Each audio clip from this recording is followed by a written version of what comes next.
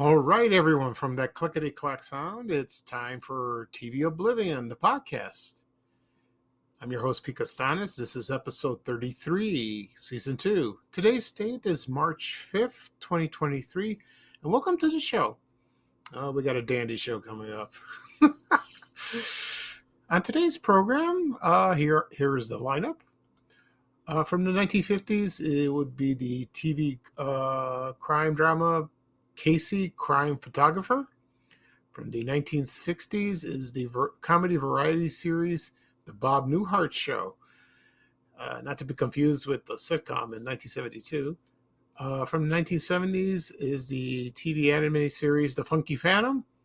From the 1980s, the TV sitcom Best of the West. From the 1990s, the TV drama The Antagonists. From the 2000s would be the TV sitcom Patterson. And last would be from the 2010s would be the action drama series The Cape. Okay, so that's going to sound like a lot of fun. So TV Oblivion, the podcast motto is about TV shows that are rarely syndicated and fell into TV oblivion, never be heard again. Okay, right now the program will have a commercial break, and this program is brought to you by Colgate 100 mouthwash. And this commercial is from March of 1968. After when the commercial is played, I'm going to explain something about this because it sounds very familiar. A certain TV show did something similar to that, and I will explain, okay? So here is the commercial, and I'll be right back. Thank you, everyone. The ring is off, and so is the engagement. But all I said was... That you can't stand my breath. She needs a mouthwash for lovers. Honey, my boyfriend once said my breath was bad enough to kill a moose. What did you do? Got Colgate 100, mouthwash for lovers. Colgate 100, the mouthwash for lovers. Okay, everyone, I am back. I hope you enjoyed the commercial for Colgate 100 mouthwash. Let me explain what I said previously in the beginning of the program. If you're a Rowan and Martin's Laugh-In fan, they had a sketch similar to this commercial, and it featured Henry Gibson, Ruth Buzzy, and Joanne Worley, and it's about Ruth Buzzy she broke up her engagement with her boyfriend because her breath smelled. And then they kept going back. It's like the groundhog, and from the 1993 movie, because they were rehearsing, they keep laughing at each other. And this was based on that commercial, which I never knew. Well, I had an inkling, but I did not know it was from that. When I have a chance, I will post the commercial on my group. I have a Rowan and Martin's Laughing group that I'm the admin. I also have a page. And I will explain to people, because they probably never knew about it. That is the members. So it'd be kind of cool. Once I get a chance, after I finish this program, I will find the commercial and then post it on the group, that is. Okay, excuse me. Right now we're going to get on with the show. So the first show I'm going to talk about from the 1950s is Casey, Crime Photographer. I never heard of this show. No, I just stumbled on the internet and what is this? What is this show? So I had to do a little research, and it was a very popular show on radio, but on television, no. It just lasted a year. That was it. So this was based on this premiered, on April 19th, 1951, ended June 5th, 1952. It was aired on CBS for half an hour. Ran for 2 seasons, 57 episodes, and then it was done live. And the star of the cast was was Richard Carlisle. He was an actor. Don't know much about him. Maybe I'll do a little digging. Let's see. Uh, he did a couple movies, and but he did star in the original Star Trek series. He played Lieutenant Carl Yeager in the Squires of Gothos. I remember that. So he did not much films, very few. And he only starred in a few episodes, and then actor Darren McGavin took over the role. So, but before I get to him, I'll explain about the plot of the origins of the show. That is, and this was based on um, let's see, it was based on a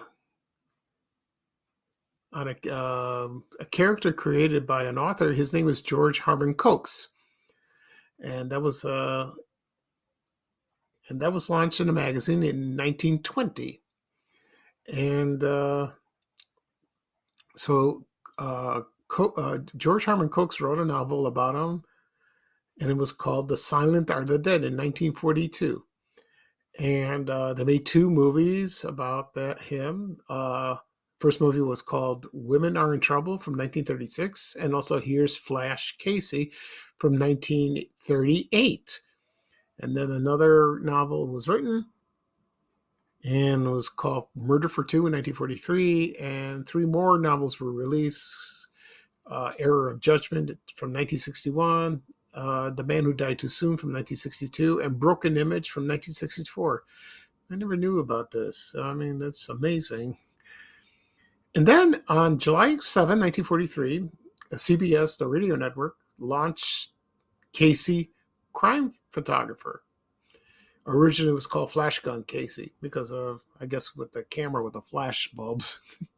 And it was very popular. And then it was renamed first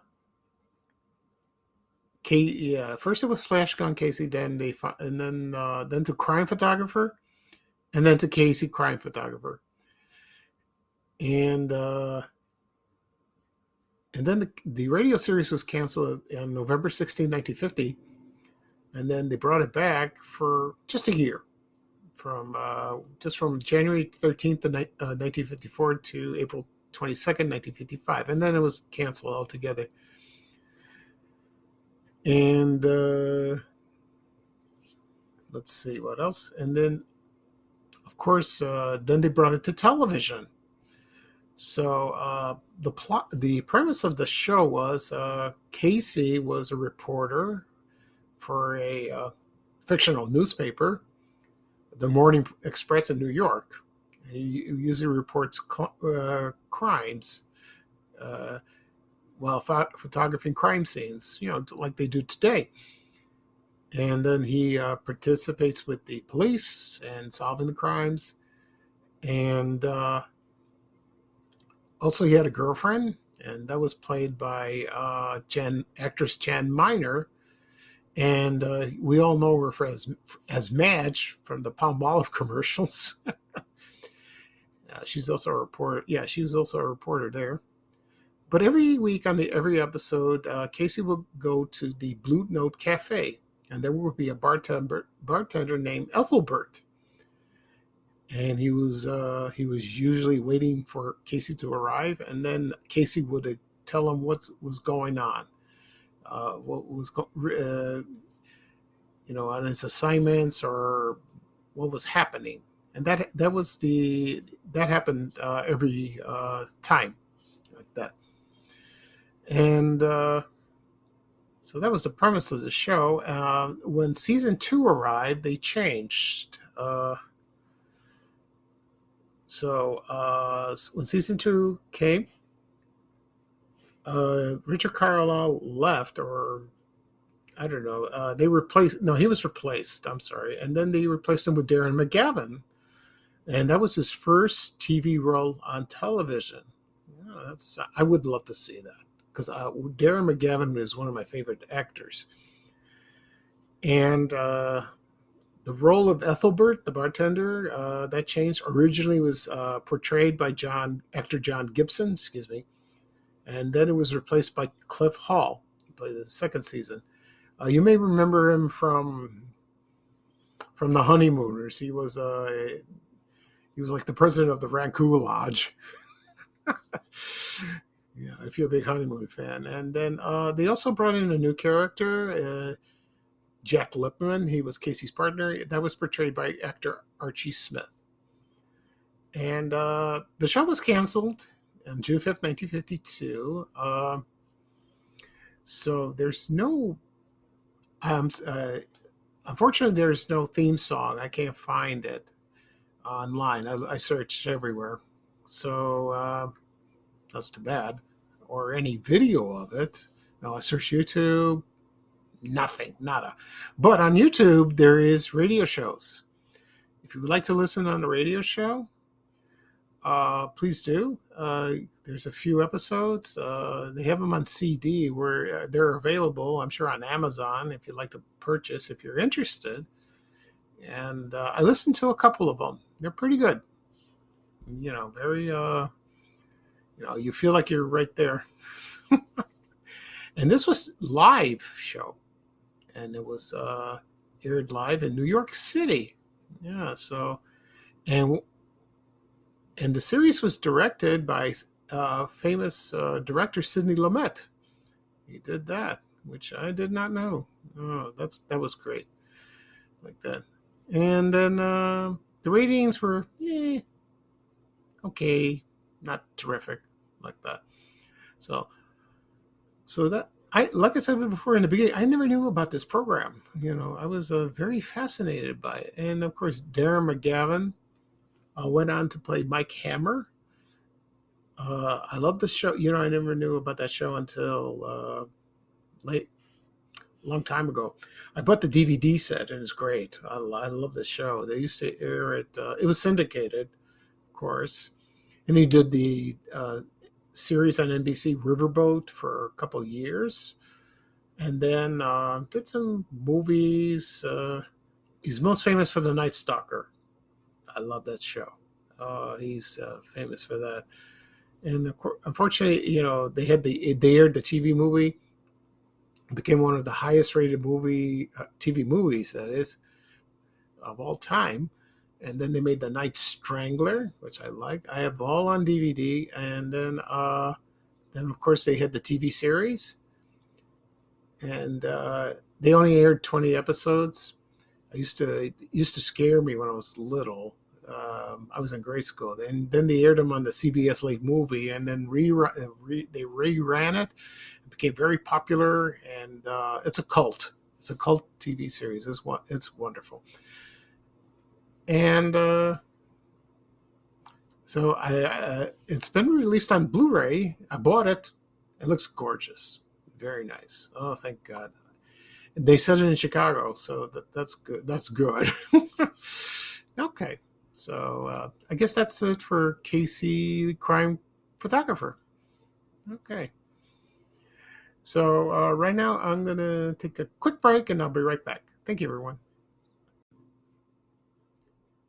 Okay, everyone, I am back. Right now, I'm going to talk about, from the 1960s, the Bob Newhart Show. And like I said in the beginning, not to be confused with his sitcom from 1972. It was the same title because, well, maybe Bob Newhart thought, nobody remembered his previous series.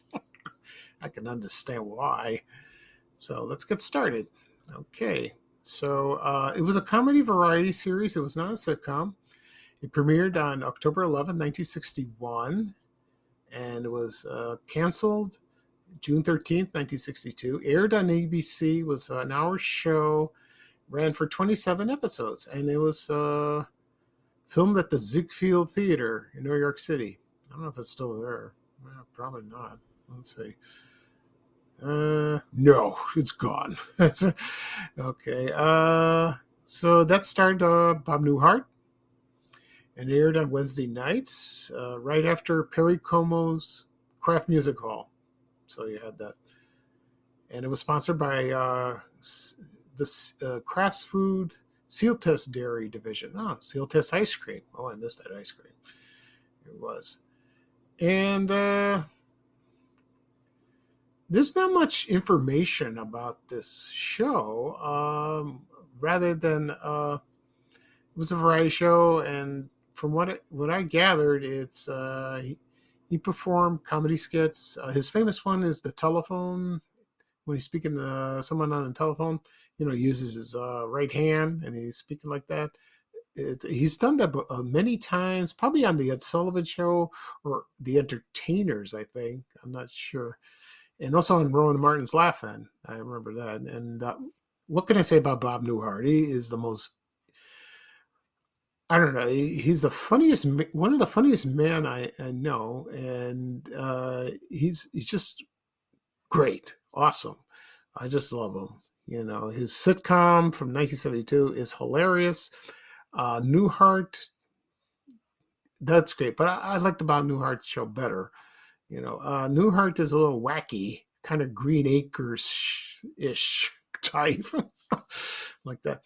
But I liked his other series, Bob, that I heard from 1992.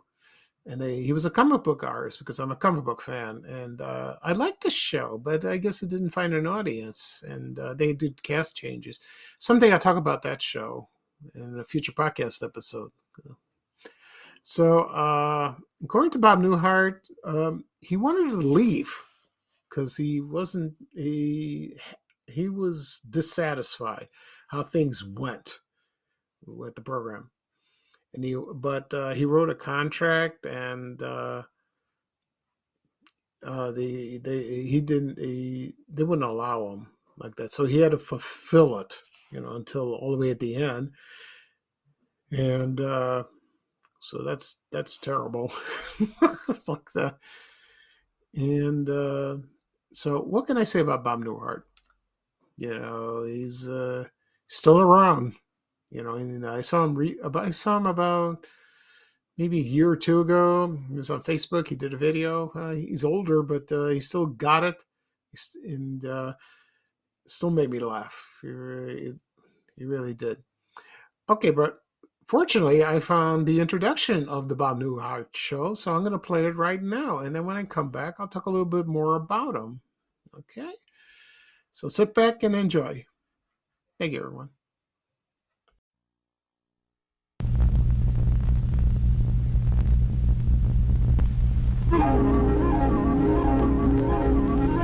The following program is brought to you in living color on NBC.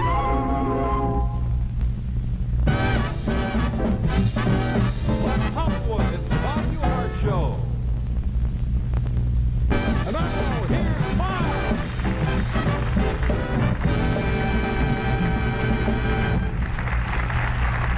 Thank you, and welcome to the show.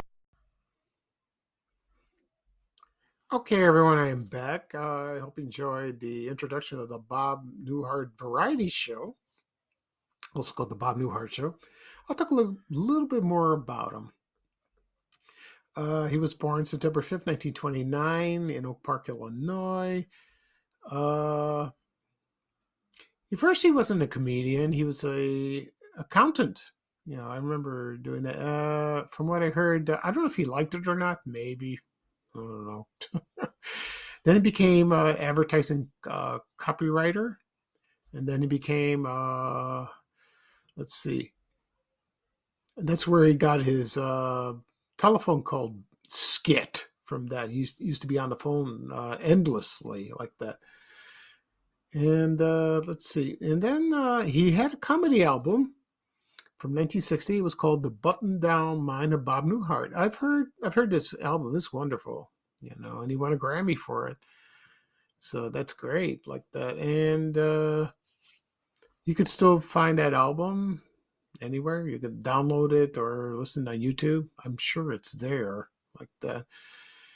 And of course, he appeared on he was the co-host of a variety show, The Entertainers, with Carol Burnett, and appeared on the Dee Martin Show, the Ed Sullivan Show. And he was on the Judy Garland show. And also he guest hosted on The Tonight Show with Johnny Carson many times. So that's great. That's wonderful like that. He did stand-up comedy as well like that. He did do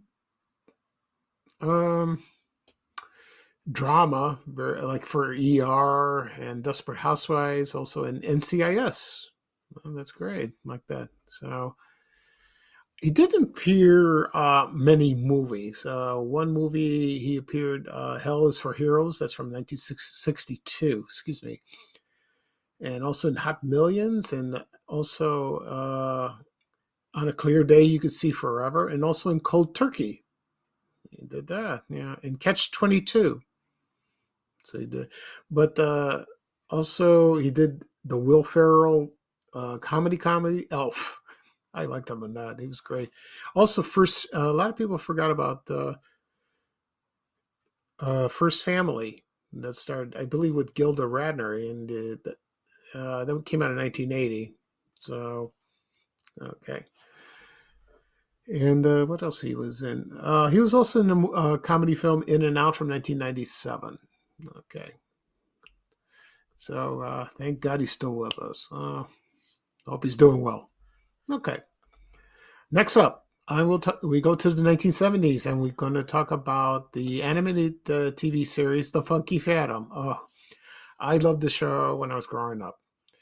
And it's from the Hanna-Barbera company. And it premiered September 11th, 1971, ended January 1st, 1972. Only had 17 episodes, 22 minutes. And it's similar to what else? Scooby-Doo, you know.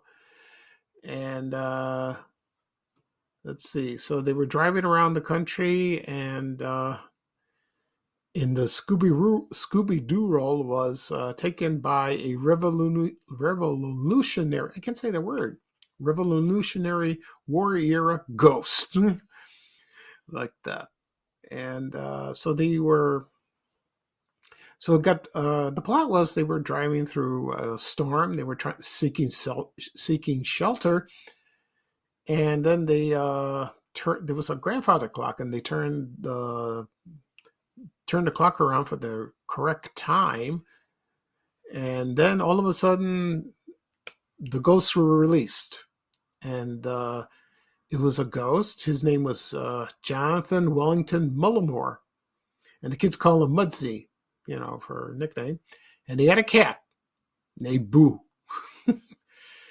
And then the ghost joined them in other plots, other episodes like that. And also, what I remember was that Boo the cat, and I'll get to the cast first. So the cast was Jonathan Wellington Mudsy Mullimore. That was voiced by Daw Butlers. We all know him from, Huckleberry Hound. That. Also, as actor Tommy Cook, he did Augie Anderson. Actor Mickey Dolenz, the singer from the Monkees, did Skip Gilroy. Also, Christina Holland as April Stewart. You remember her from The Courtship of Eddie's Father, this TV sitcom. And also, Don Messick did the animal voices. So he also did Elmo the dog. And what my brother made me laugh all the time about this. He would show me Elmo's tooth. He only had one tooth.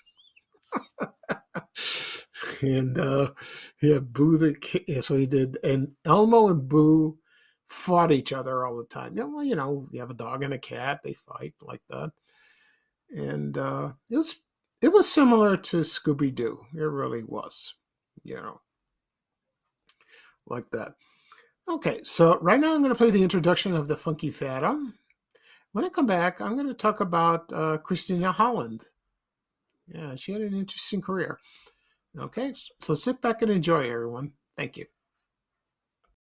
We were cold and soaking wet and lost out in a storm. We went inside a screw funky house and hoping to get warm.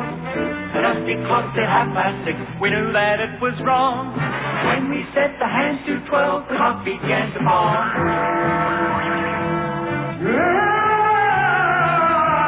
It's a funky phantom! The spirit of 1776 even! At your service! We found a friend in Funky Phantom. He'll pop right in just when you need him most. And Sue will too, and you can do without us. That cat and that Funky Phantom ghost. It's Funky Phantom time!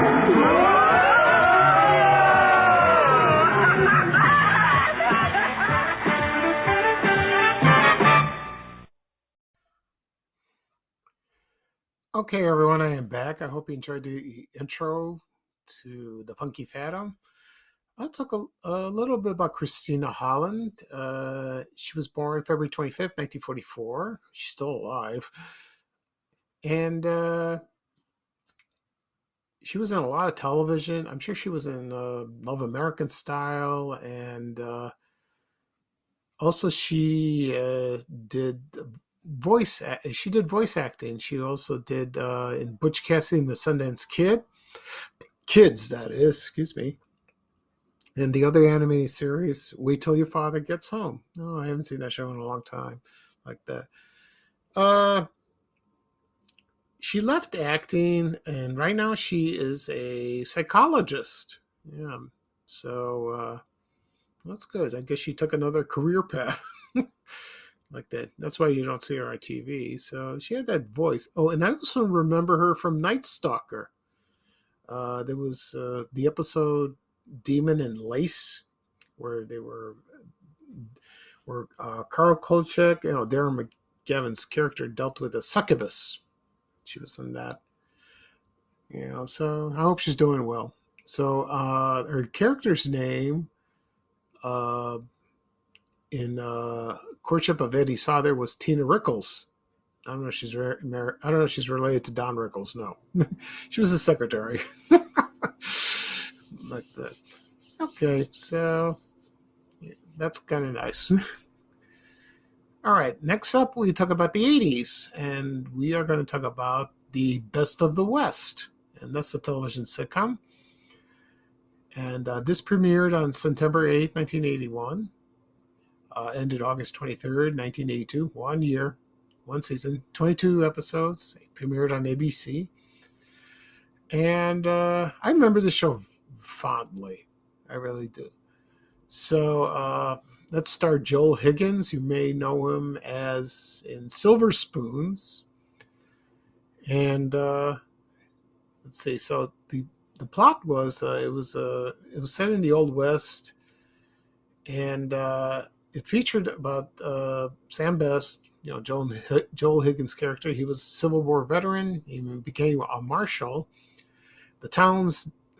The name of the town was called Copper Creek, and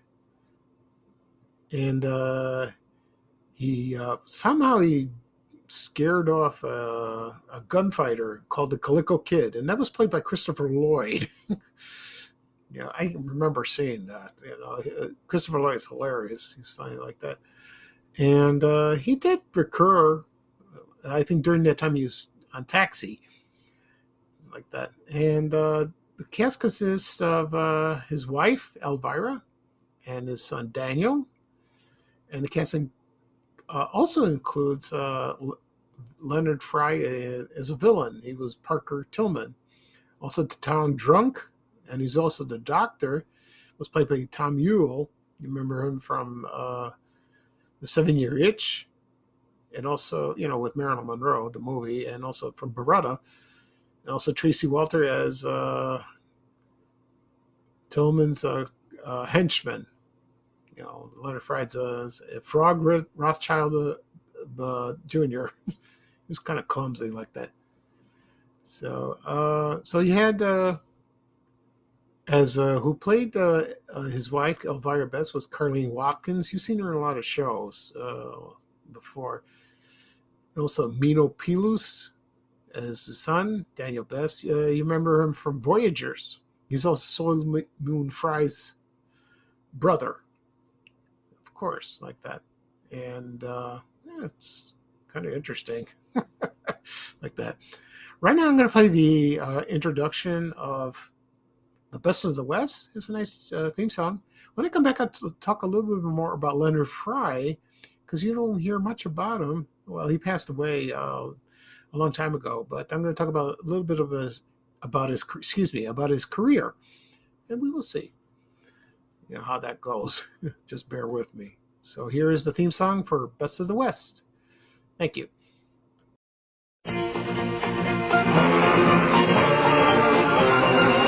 In days of yore, in western lore, a man returned from civil war. His heart beat pure beneath his vest. His name was Best of the West.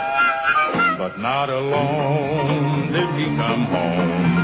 His newfound bride was at his side, and with his boy who did protest, they all came west to live with me. Yippee-ki-yi-yo, yippee-ki-yi-yay, victory mighty cheers. Yippee-ki-yi-yo, yippee-ki-yi-yay, for the Western pioneers. And off they rode, this family, and man and wife. His boy makes three, it's through their deeds this land progressed. Hooray for best of the West.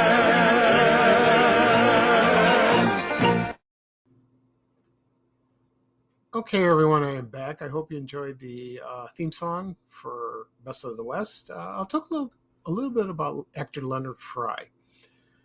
He was born in New York City. Oh, I'm sorry, in Brooklyn. Correct myself. September 4th, 1938. He's actually he acted in Broadway a lot, off Broadway and like that, and then so he won a few Tony Awards, and he was very good, very talented. Of course, he did television, did that, and let's see. For example, he appeared on Medical Center, Mission Impossible, 8 is Enough, Barney Miller, Moonlighting, Murder, She Wrote. Also, there was another sitcom he starred, Mr. Smith, which was on the NBC. I think it was the orangutan that talked, I think. I don't remember. I have to do a show on him someday. Yeah, he was a talking orangutan. I remember he had the glasses on. He also appeared on game shows, Match Game Hollywood Squares, and Super Password. One of his most famous TV roles, besides Best of the West, he appeared on the Mary Tyler Moore Show. And the episode was Ted Baxter's Famous Broadcasting School. Oh, my God. That episode was hilarious because the plot was Ted Baxter got into business with some guy and to open a broadcasting school, but he was eventually revealed as a crook. So they all went to the school. Maybe they asked the students to have them refund their money. When they got there, not just Ted, I'm talking about Mary and Lou and Murray and all that, and also Mary's date. I remember that. That was Bernie Coppell. They got there, and that they were the faculty. And Leonard Frey's character was sitting right in the middle. He was the only one there, and he refused to have his money. He refused to have his money refunded. He wanted to pursue this, and they tried to convince him, and he said, "No, I want to get the full education like that." So they did. So they wasted that time, and it was so funny like that. I remember Mary Tyler Moore got frustrated. Then the end of the episode, he requested his refund. I think they were going to kill him, but no. And unfortunately, he passed away in August 24th, 1988 of AIDS. So, but he was a talented man. He was wonderful like that. And he did a few movies. He appeared on The Magic Christian, Fiddler on the Roof, Where the Buffalo Roam. I think he was I think that's the movie with Bill Murray, Up the Academy, and also Tattoo. I remember that movie. They came out in 1981, excuse me. So, another talent gone. That's so sad, you know. But I like him in Best of the West. He was funny. He was very funny. He was a villain, but he was quite a character. Okay, I think it's not. The show is available on DVD if you're interested. I think it's like manufactured on demand. If you cared to buy it, please do. You know, so that's great. And I think you can catch a few episodes on YouTube, I believe. Okay. Next up, we go to the 90s. And next show I will talk about is The Antagonists. Okay. And this was a legal drama series, and it premiered on CBS March 26, 1991, ended May 30th. Only 9 episodes in one season, and it was an hour show. That went into TV oblivion. And the premise was there was about 2 LA lawyers that clash inside and outside in the courtroom. And so you had the cast was David Andrews. He was Jack Scarlett. And then you have actress Lauren Hulley as Kate Ward. And also in the cast was actress Lisa Jane Persky as Joni Rutledge, Brett Jennings as D.A. Marvin Thompson, and also Matt Roth as Clark Munsinger. You remember him as he was in Roseanne. He played Jackie's boyfriend. I think they were married after that. Yeah, I think so. Fisher, that was her boyfriend. And those two, David Andrews and Lauren Hulley's character were, I think they were romantically involved. I remember seeing the promos of that show like that, and didn't do well in the ratings. And so it was there, and then it was gone. Unfortunately, I don't have a theme song for the show, which is a shame. So I'll talk a little bit about Lauren Hulley. She's a great actress. You may remember her from Picket Fences. And she first appeared on this show, Antagonists, and then she went on to Picket Fences, and then the show ran for 4 seasons. So that was great. You know, she was wonderful in that. And also her famous movie role was Dumb and Dumber with Jim Carrey. And she also appeared in the remake of Sabrina, you know, the Audrey Hepburn movie. And also Down Periscope with Kelsey Grammer. Like that. And I don't know, I haven't seen her lately. Not much. I don't know if she's still acting. I'm assuming she is. Yeah, I assume she's still acting like that. Yeah, last show right now. She's appearing in the Family Law, not the one with I forgot who the actress from the 90s. I'm talking about Family Law that's on the CW. She appears on that now. So she's great. And that's good. Okay, right now we go to the 2000s. And the next show I will discuss is the sitcom Bob Patterson. I remember this. Oh, it was heavily promoted, and it starred Jason Alexander. And he starred in a TV sitcom about a couple years after Seinfeld ended.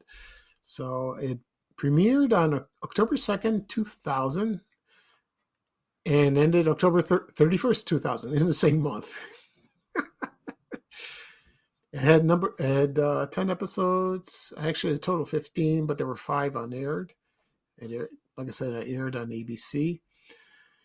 And this revolved like a motivational speaker. And his name was like self-help books, like Bob Patterson.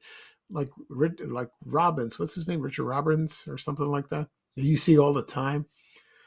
And he would travel around the country, giving advice, make you feel good, like that, make you motivated.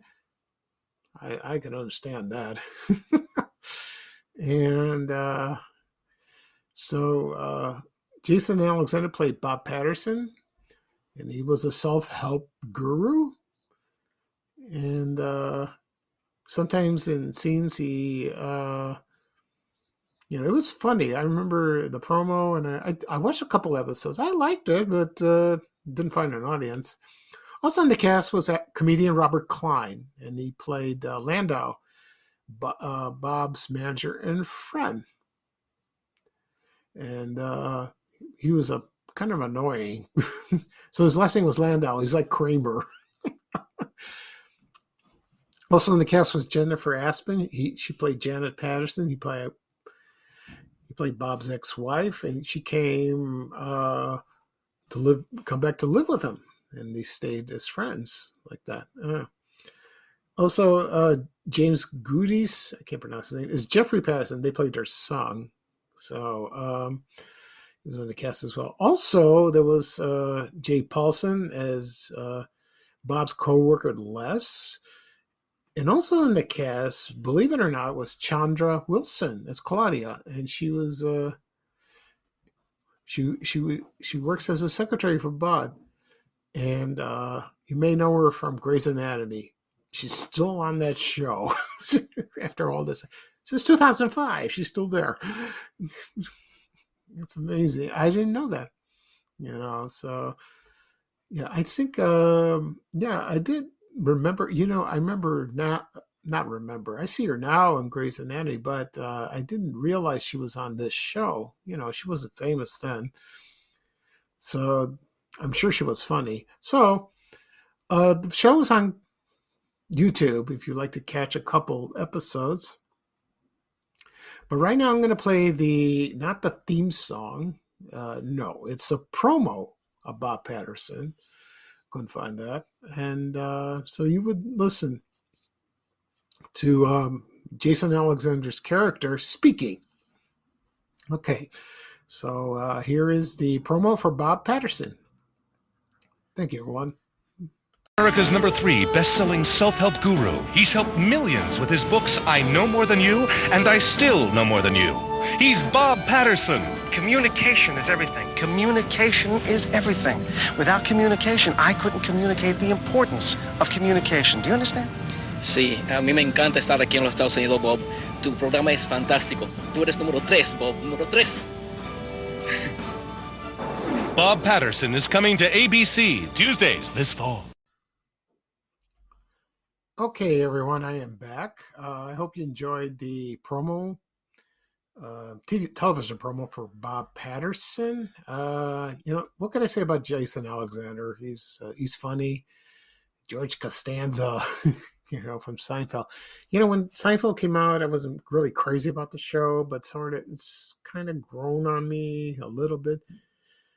But he was great. I remember him from Pretty Woman.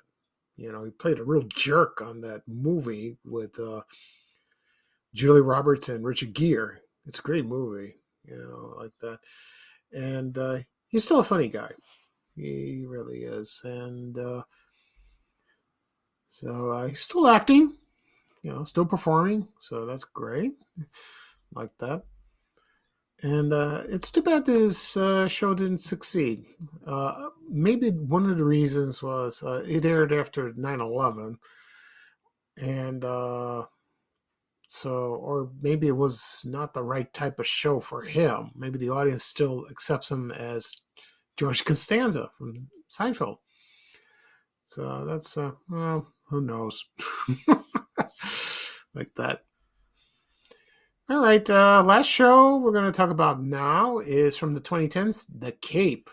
And this was a superhero drama series. I remember this show.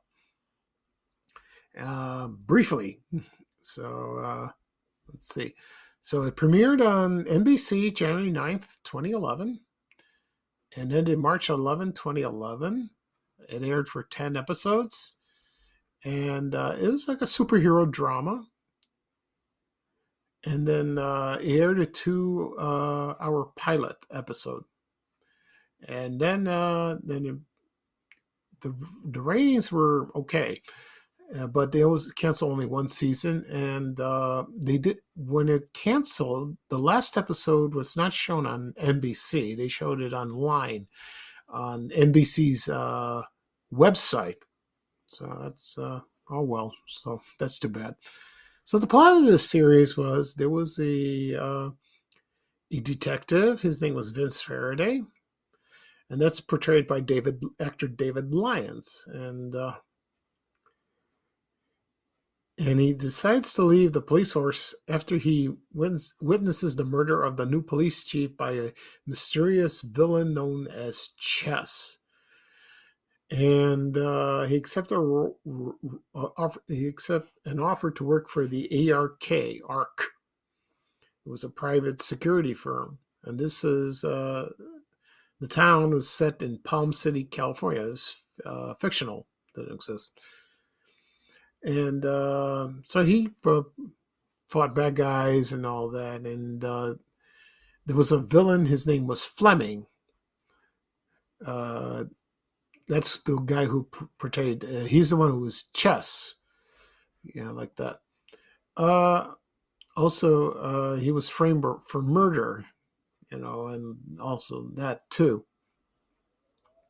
So I'll read off the cast right now, and we have the one who played the Cape, also Vince Faraday, his actor David Lyons. He was known in he's an Australian actor. He was in ER. He played Dr. Simon Brenner. He also played in another NBC show, Revolution. Also in the cast was Keith David. He was Max Malini. Also Summer Glau as Orwell, and she was a blogger.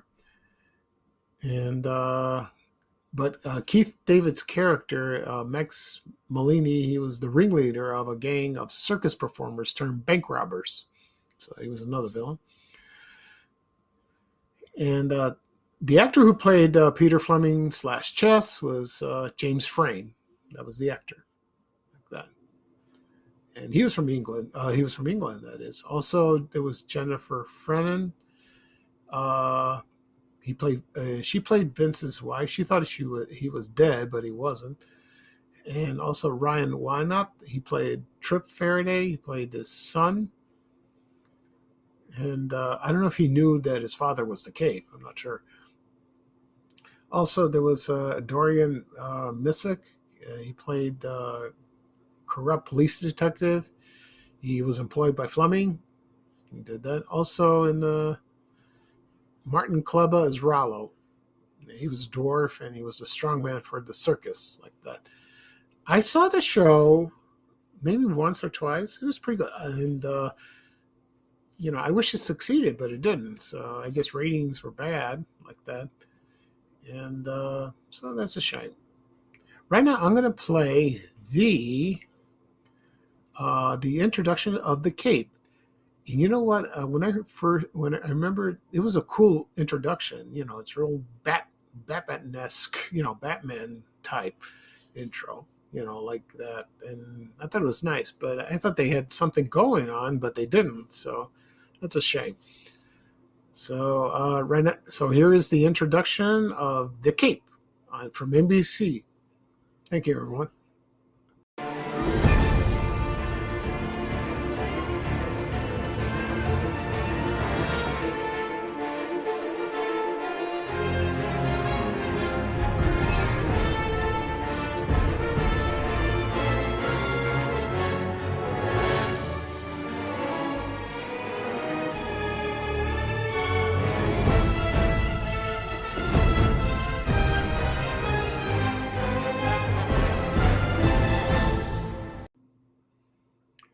Okay, everyone, I'm back. I hope you enjoyed the introduction of the Cape. Like I said before, it's catchy.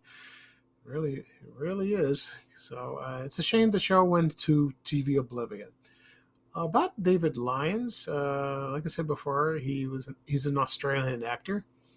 He appeared on a lot of TV shows as Dr. Simon Brenner in ER, also in Revolution, both on NBC.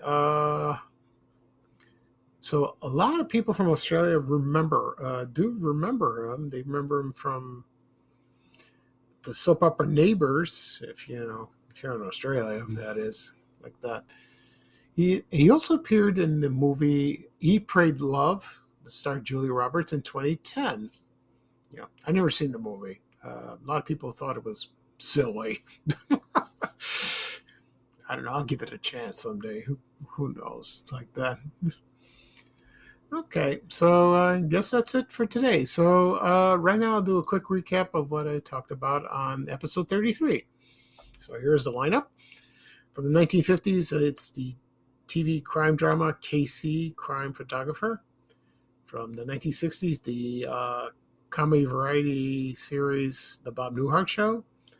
From the 1970s, The Funky Phantom, the anime series that is. From the 1980s, the television sitcom Best of the West. From the 1990s, the legal drama The Antagonists. From the 2000s, the TV sitcom Bob Patterson. And from the 2010s, the superhero The Cape. So once this episode is published, it'll be available wherever podcasts are available. Apple Podcasts, Google Podcasts, Spotify. It'll also be posted on my social media accounts, Twitter and Facebook. Also on my YouTube channel, TV Oblivion. If you have trouble or don't like to listen on an app, a podcast, listen on my YouTube channel, TV Oblivion, the podcast. It'd be easier for you. That way I will post it from YouTube to social media, and then you can just click on it and it'll take you right there and help yourself. So it'll be ready this afternoon. Okay. So I'll probably do another podcast next weekend. Episode 34. Should be a lot of fun. There's a lot of shows to be unearthed for TV Oblivion.